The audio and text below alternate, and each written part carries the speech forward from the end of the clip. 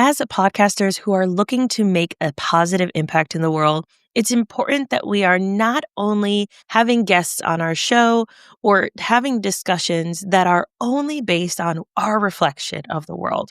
We all know that diversity is important when we're trying to facilitate community and to be able to invite people into our space. But how do we begin? Where does that work actually start? Today, we have Faith Clarke to come in to talk to us about why inclusion should be the first part of diversity work. That if you're trying to do diversity work without including the multifacetedness of our communities, and this goes beyond race, beyond sexuality, beyond all of that stuff, if we don't have both of these together, then it ends up being tokenism, which is not what we're trying to achieve when we're making that impact in the world.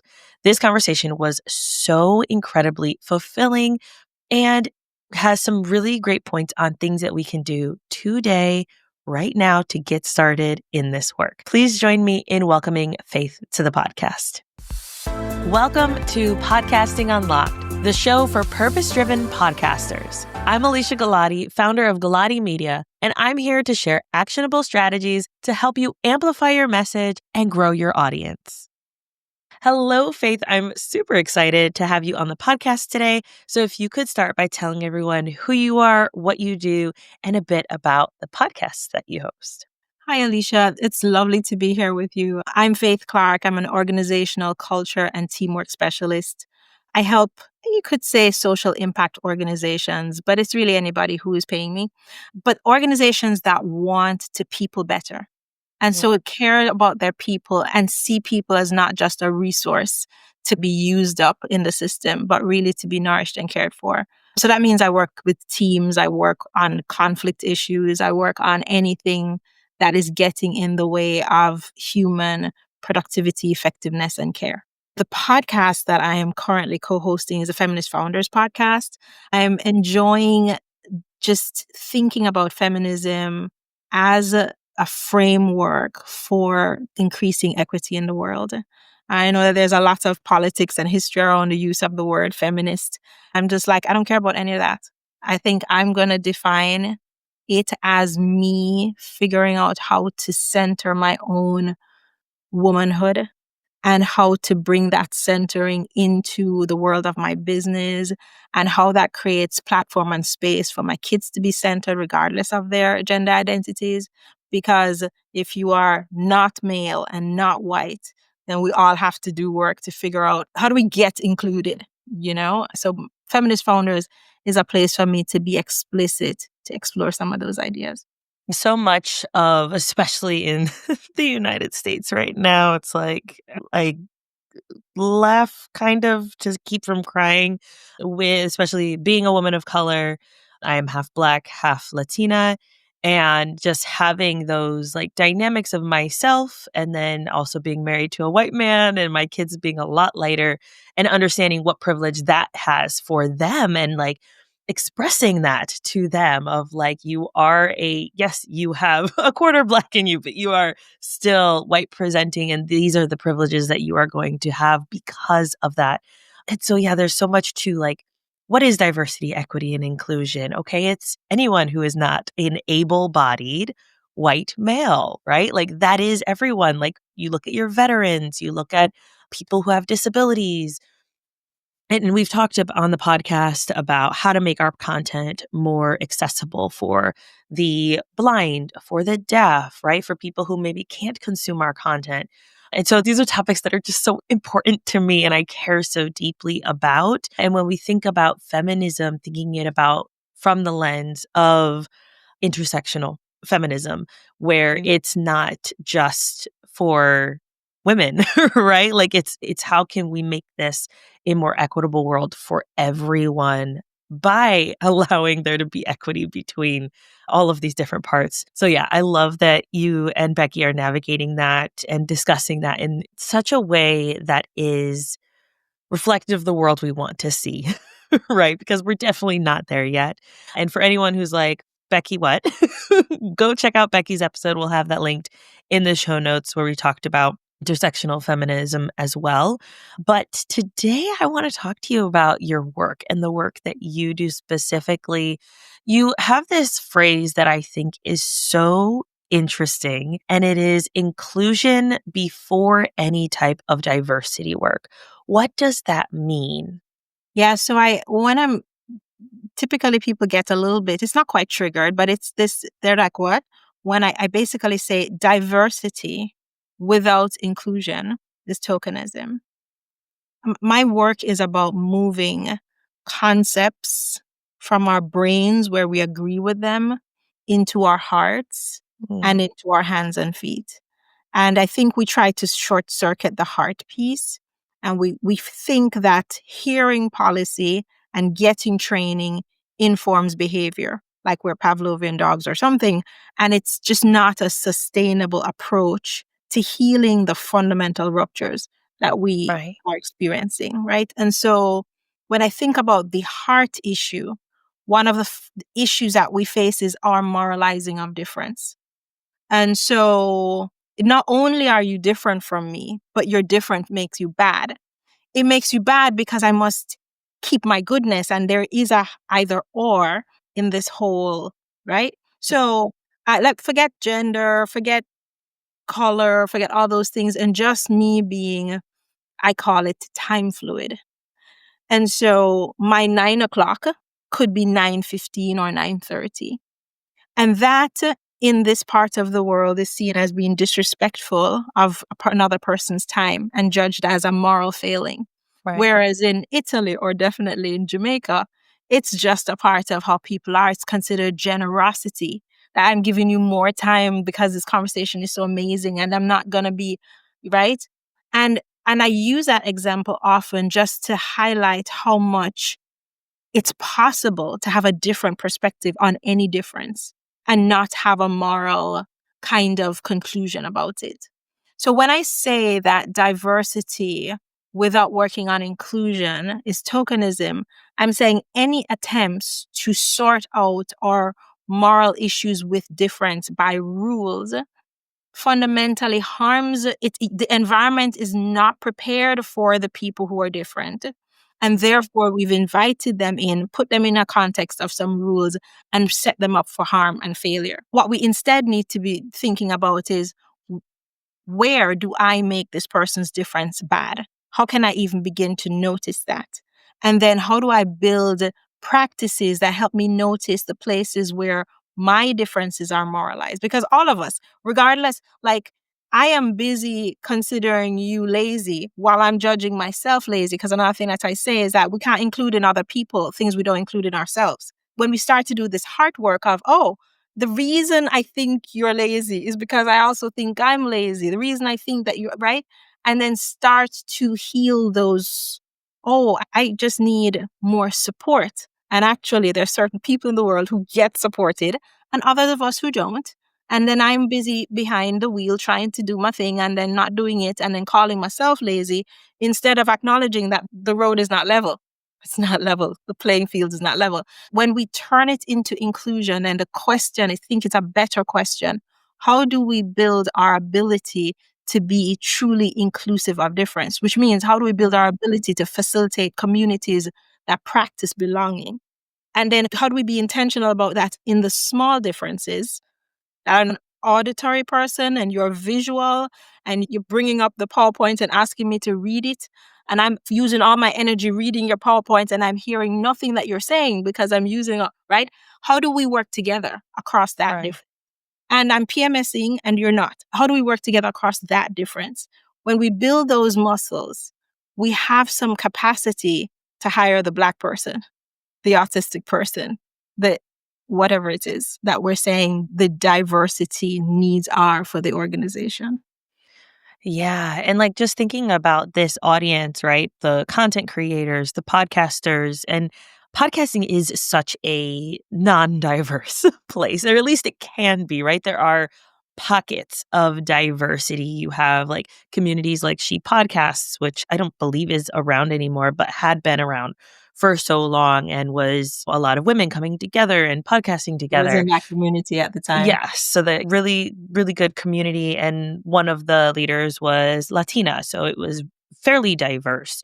And then you've got a Women of Color podcast, right? Which that's shifted over the years. Just the work that it takes to facilitate these spaces is so much. And so as content creators and podcasters that are inviting people into our communities to speak to our communities, what I'm hearing you say, and please correct me if I'm wrong in this, what I'm hearing you say is that it's not just about, I checked that this season I had X amount of LGBTQIA plus people, I had X amount of racial diversity.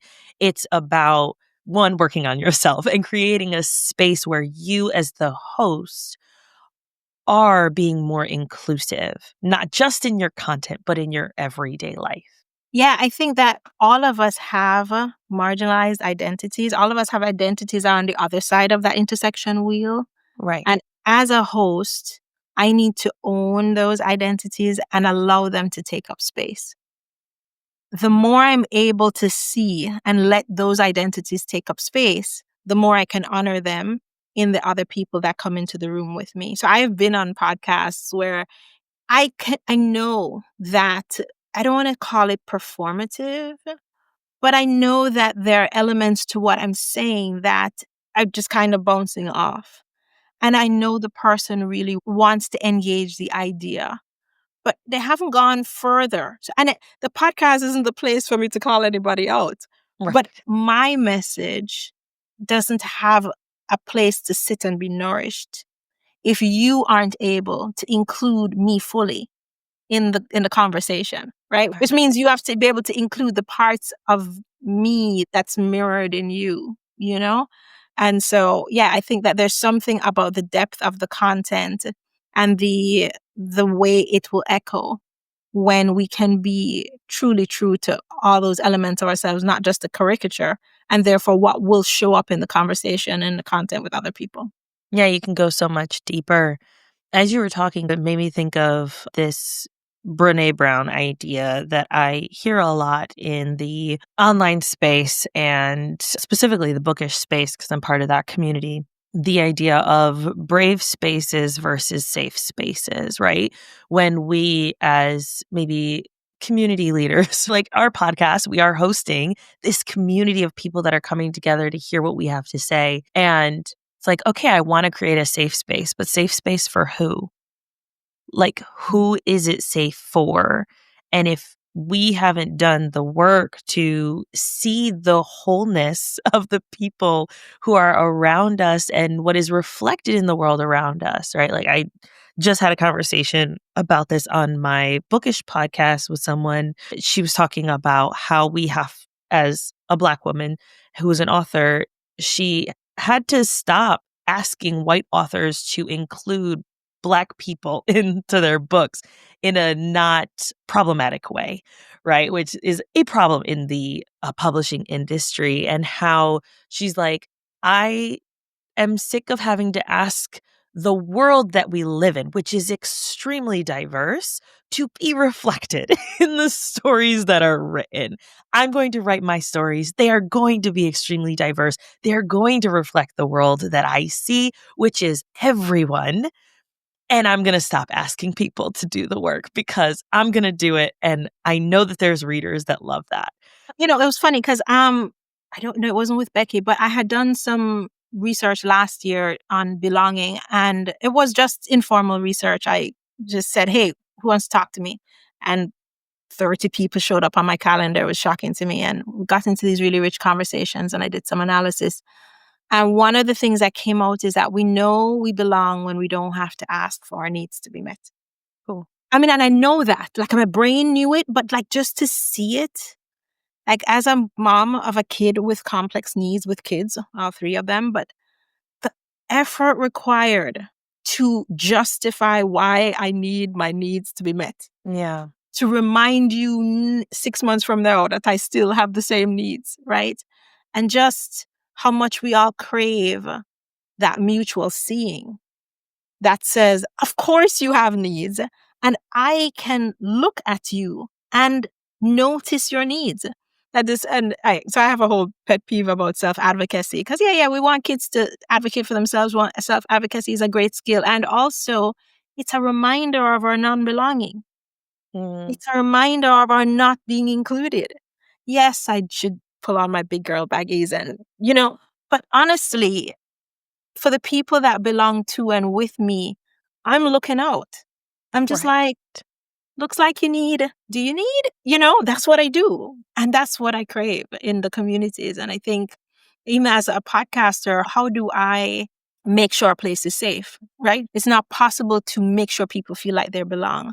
But how do I create the environment that increases the chances? How do I orient myself? How do I turn on those capacities within me to cultivate and treat it like soil? Right. What's the equivalent of the incense and the candle and the air conditioning in the space? I might tell people that as a woman in X years age, you invite me into space, understand that I need the AC. You need to bring a sweater or something because I need the AC. How do we just act like we know what people need and then create environments and then trust each other's best good intention? And therefore, that's the bravery that's required to trust each other's good intention, to show up vulnerably, and then to share the repair when repair is needed. Yes. And that's where I think that brave comes in, right? Is where is the repair needed to create brave spaces rather than safe spaces? So you've asked us a lot of questions of like, where does it begin? Right? Like, and I know this is going to be different for every person, but where do you tend to see that starting point needing to be when people need to do this work? I don't know how to translate this to podcasters directly. So I'll just say there are two starting points for me with clients. Clients are usually well meaning, honest people who want the change for them. You know, they need to be included, my team, my client community, my whatever it is. And so I tend to go back to how are you not including yourself in your own business, in your own community, in your own space? There's often an element of the lack of whatever it is that we're seeing mirrored in the space is being mirrored in your relationship to the work, right? So we kind of start to parse that out a little bit because if we can build your ability to be seen by yourself, and especially with women, it's often hidden under invisible labor. So Becky and I have been on this invisible labor kick recently, and it's shocking. The more you see it, the more you see it. So how do we, between us, unearth the invisible labor, own it, grieve the system that's requiring us to do this labor, and if necessary, release it and let things crash. Just on the individual level of that person, that team leader, that organizational leader, that individual. And that's how is that being mirrored in this team, in this group, in this community? Because if I tend to feel that the medicine you offer to people is the medicine you need. And once we figured out the medicine that you need, it's the medicine that needs to be offered into community. So I'm like, what's happening over here that's the same? If it's invisible labor, is it showing up? Or is it that place in you that you've not allowed to be seen because white supremacist ideology said it was wrong? Is that showing up here? And so that kind of analysis, just in the form of gentle discussion, where people then start to build little habits of trust building and vulnerability, because it's tender work. And we think we're going to go from policy to behavior and we're going to kind of mandate it, but the heart piece is really tender work. And so can we build enough trust to allow ourselves to be seen? So I'm in meetings with clients and the client may, get red and some tears come up and then they're apologizing for it. And I'm like, in here, we don't apologize for that. We don't apologize for having our feelings because like feelings are part of being human. That system that was built for robots or machines, that's the thing we're getting rid of. And just kind of making normal our humanity, both for ourselves as individuals and then for the people we're caring for, team, community, or otherwise, tends to be my starting point. And I'll say that and just bracket it with my starting point is wherever the shit's hitting the fan. So if there is some kind of issue going on, then we'll go and take the tenderness there and kind of hold that. And then we come back to, so what's the medicine you need? Right. And then what's the medicine the team needs? Right. So if we're being proactive, maybe nothing's wrong yet, or Yeah, maybe yeah. we don't And know. that's the thing I hope, right? I love it. It's always the most delightful work because often the fallout from whatever's hitting the fan is just so hard. It's hard to stop this leader from blaming themselves and everybody from judging and blaming each other. And so Yeah. you're holding the situation while we're saying, "Oh, everybody calm down, don't move, no, don't move." Right. It's like with the kids. Yes. And it's just a lot of work. And it just is a lot more repair. It's much more expensive on the organization. It's hard to maintain morale and productivity and that kind of thing. Just much more vulnerable. Whereas I think if we can be willing to do the slower work of healing, it's a cheaper process. We all grow together. Yeah, right? And even when people are like, but what do we actually see? Well, the research is pretty clear. You're gonna see increased engagement, you're gonna see longer like stability in the organization or in the staffing. You see all those things. But even if you can't see it, just the ability to regulate yourself in the presence of other people and to co-regulate in ways that feel kind in this world that we live in, like it's a money skill just to be able to hold yourself while you're holding other people. And I mean, the people who listen, they're trying to make an impact in the world. And I think that what you're saying is so important because each individually, I think we think, okay, what can I do? I can't change the world. I'm just this person behind a microphone inviting people into my space and just saying, hey guys, let's talk about this topic today. From what you're saying, like we can make those little ripple effects and hold space for ourselves and regulate ourselves so that we are better equipped to then help other people and support other people and make that positive impact that we want to see in the world. Absolutely. The pandemic taught us this, but I had been experiencing it even before. Two people across a platform like this, and the power of the person holding the space is palpable. So you turn that on, and the people in the room experience something. And I said, there is nothing like a person who is doing their work and allowing that to be seen and allowing themselves to be powerfully vulnerable, inviting other people into that space.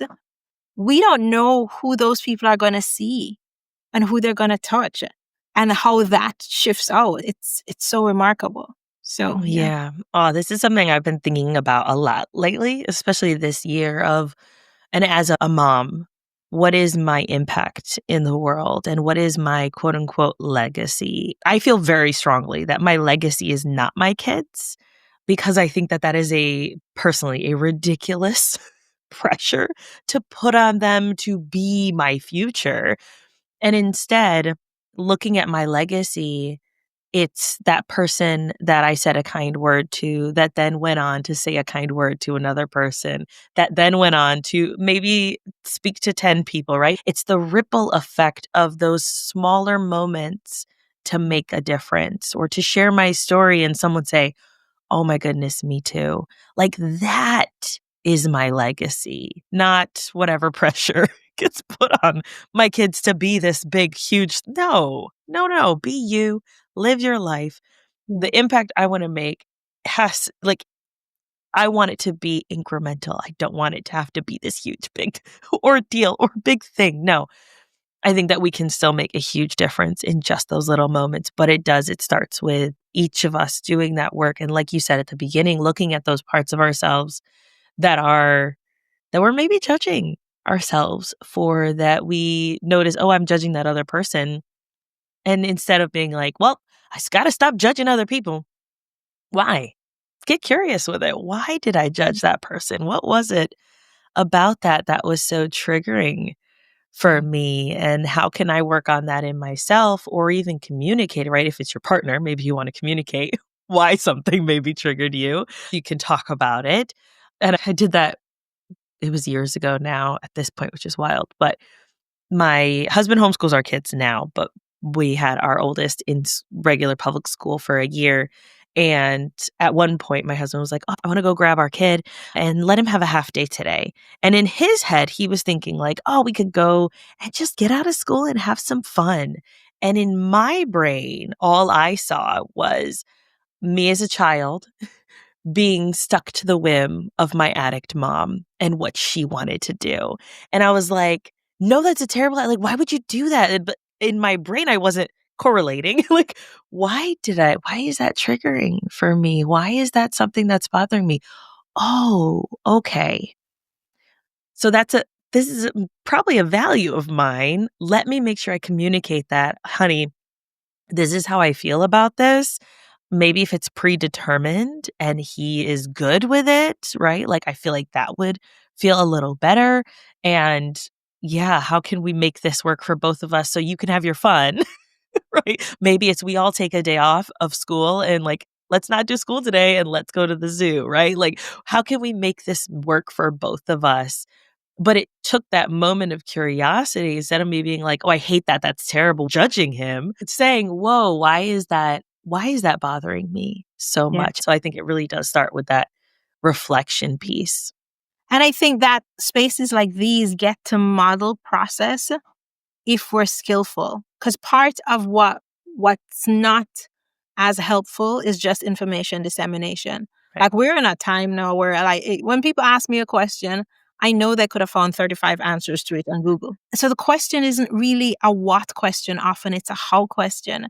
And being able to model that very process that like, wait, so we're having a conversation now, you felt a feeling, and you can kind of pause and say, like, I felt a feeling and I'm wondering about that. And then we dialogue on it. And I so appreciate the amount of spaces now where we're willing to pull the whatever back on the process of humaning. Because this bridging between from moralizing difference to curiosity into healing. Oh, wow, that was 10th grade. Yeah, when that thing happened and then that other thing happened and that thing brought my body right back there and then I'm inviting you to tend to my 10th grade self Mm. while also I'm owning the fact that yeah, but that's not this. And so we could Right. figure something out and all of that needs to be visible because what we've done in public is perform. We've done the performance, whatever. And we bring that into our relationships, right? That trying to perform in the perfect way or to be the perfect person or to show up the perfect way, especially as leaders, right? Even if you're maybe a solopreneur, right? You still are leading people with your content. You're still leading them in some way and bringing them into community. So, Faith, this has been so much fun, which Love it. I don't know that people always say that, but I feel like one, we're on the right path, right? I think as people, we're headed in the right direction to be able to make this impact, and it does start with us. So, if there's one thing that we could do today that will help us move forward with this work, what do you think that would be? One thing we could do today, I think that it varies a ton. So I'll just maybe expose my own process to answering that question. And that, at the moment I start to ask, what one thing I can do today, I feel the tightness in my shoulder. Mm, And as I'm feeling that tightness, I'm like getting curious. What's that about? And before I even add language to it, I was like, oh, I know how to shift that. So I'm relaxing my shoulders right now. And I shifted in the seat. I got my spine all upright and I feel clearer. So then now I can say, okay, what's one thing Faith can do today to move this conversation, this agreement, this belief forward? As a woman with multiply marginalized identities, I need to keep practicing to center myself. The work of equity and justice is different for different ones of us, just based on the balance of power, privilege, and resourcing that right. we have. And so I think that for anybody listening, first of all, get into the body that your wise mind you can access your wise mind. And then just kind of own where you sit in that power privilege balance. And then know, is it about power sharing for you? Can you find a moment where you have power and it needs to be shared? Or can you find a moment where you're so used to catering to the other, centering the other, and just like center yourself. Both of those will feel completely uncomfortable. And do it in the micro. But if you can, just do that. So for me, for Faith, it is about continuing this process of centering myself. Even saying that feels grossly selfish, but I know I'm on the right track because of that. And centering myself just means building my content, my business, my relationship with my kids, building it according to what I want. And knowing that that does not negate what they want because I'm already an expert Right. in caring for what they want. I won't lose that by centering myself. Yes, and you're able to show up better by taking care of yourself too, which is so In the important. centering of myself, what I'm doing is building that skill to do the both and hold them and hold myself. And I am hopefully modeling that for them. Hopefully, more is caught than taught. And and therefore modeling it in the spaces that I engage in. Because what I'm basically saying is inclusion is the both and. Right. And but I have to start by including myself. This is my work. Some of us have already included ourselves solidly, but we need to do another part of the work. Yes. Yes, it's the both and. That's so important. Thank you so much, Faith. For people who are like, okay, yes, I need more faith. I need more information. Or maybe they know their organization, maybe needs some support that you offer. Where can people find you, get to know you, hang out with you, all that stuff? faithclarke.com and restorative workculture.com are two places. They'll probably point to the same place by the time this episode is out. I tend to start by just being on the phone with people because I'm not one of these people who have a pre-canned offer. The human story is what tells me what you need. And so if you are curious about how people better in whatever space, whether that's your community that you're building or your work organization, I'd love to hear what you're doing because at worst, it just enriches my own set of stories about what people are doing good in the world. Yes, so powerful. And we will have links for that in the show notes as well for anyone who's doing other things. Go ahead and grab those links. Connect with Faith, check out what she's doing. And yeah, let's make the both and take care of ourselves and hold space for other people. Find ways to do that, just that micro moment. Readjust yourself if you need to. Release the stress of what it feels like to maybe take care of yourself if you've been taking care of other people a lot lately, or share the power where you can. Thank you so much, Faith. Thank you for having me.